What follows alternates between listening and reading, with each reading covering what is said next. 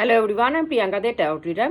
আজকে যে টপিকটা নিয়ে কথা বলবো সেটা হচ্ছে সাপ লুডো খেলা।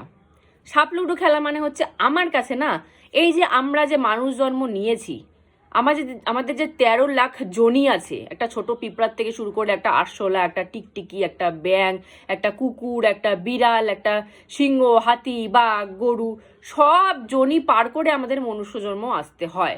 আমরা কিন্তু সব জনি পার করে তারপর এসেছি। তো সাপ লুডো খেলায় মানে সিঁড়ি সাপ খেলায় দেখবেন যে একটা গুটি, সে সবকিছু বাঁচিয়ে বাঁচিয়ে, প্রচুর সাপ থাকে তো, সবকিছু থেকে বাঁচিয়ে বাঁচিয়ে বাঁচিয়ে বাঁচিয়ে যখন একদম লাস্ট মুমেন্টে সেখানে একটা সব থেকে বড় সাপ থাকে, তো তার মুখে যদি কোনোভাবে পড়ে যায়, সে আবার সেই স্টার্টিং পয়েন্টে চলে আসবে যেখান থেকে সে শুরু করেছিল। তো আমার মতে না, জন্মর এই ব্যাপারটা একদম সাপসিঁড়ি খেলার মতো। আমরা সেই একটা ছোট পিঁপড়ার থেকে মেবি একটা অণু থেকে স্টার্ট করেছি, সেখান থেকে সবকিছু বাঁচিয়ে বাঁচিয়ে সব জন্ম পার করতে করতে করতে করতে করতে মানুষ জন্মে এসে পৌঁছেছি একদম মেন পয়েন্টে। এই লাস্ট মেন পয়েন্টে মানুষ জন্ম এসেও যদি আমরা ঠাকুরের নাম কীর্তন না করি, নিজেদেরকে উচ্চ জায়গায়, নিজেদের সোলকে উপরে উঠাতে না পারি, সেই কিন্তু সাপের কামড়ে আবার কিন্তু সেই স্টপে আসতে হয়, সেই পয়েন্টে আসতে হবে যেখান থেকে আমরা শুরু করেছিলাম। আবার সে 13 লাখ জনি পার করে আবার মনুষ্য জন্ম আসতে হবে, আবার প্রথম থেকে সব করতে হবে। কোনোদিন এটা ভেবে দেখেছেন এই জিনিসটা, যে মানুষ জন্ম পেয়েছি, এই জন্মে যদি ঠাকুরের নাম না করতে পারি, আবার রিটার্ন যেখান থেকে শুরু করেছি ওই একটা ছোট পিঁপড়া, সেখান থেকে আবার শুরু করতে হবে। কত কষ্ট!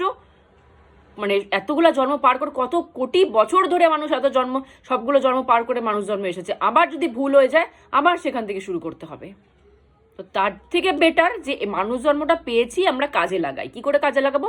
ঠাকুরের নাম জপ করুন। সবাই তো সাধনার লাইনে যেতে পারেন না, সাধনার লাইনে যেতে হলেও মানুষকে মানুষ জন্মও অনেকবার নিতে হয়।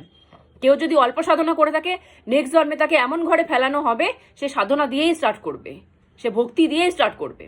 সে যদি খুব ভালো কর্ম করে থাকে, তাকে এমন ঘরে পাঠানো হবে, সে আরো উন্নতি লেভেল করে দিবে, মানে স্পিরিচুয়াল লাইনে। তো এইভাবে মানুষ জন্মেরও অনেকগুলো ভাগ আছে, কিন্তু আমাদের শুরুবাতটা তো করতে হবে।